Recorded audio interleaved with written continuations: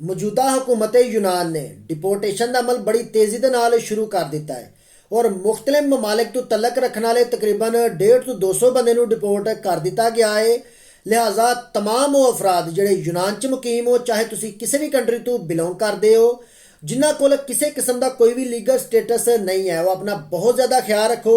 और अगर तुसी किसी भी ग्रीक मालक कोल काम कर रहे हो और तुहाडे एनसीमे वगैरह चल रहे हैं, तो अपने मालक नूं ही कह के तो ਉਹਦੇ ਕੋਲੋਂ ही तुसी कोई पेपर बनवा लवो, फिर भी ਤੁਹਾਨੂੰ कोई ना कोई सहूलत मिल सकती है। उस तो अलावा अपने वकला दे नाल राबता करो, राबता करके कोई भी तुसी पेपर बनवा लवो ताकि यूनान दे विच तुसी पुलिस कोलों महफूज रह सको। डिपोर्टेशन दा बल तुहाडा वकील जिहड़ा किसी भी तरीके नाल तुहाडा रोक सके।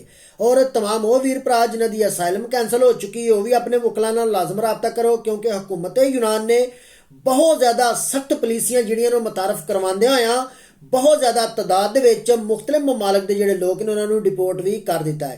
और अपना ढेर सारा ख्याल रखियो, दुआवां याद रखियो। तुहाडी मुहब्बत का बहुत ज़्यादा मशकूर हाँ। जज़ाकल्लाह।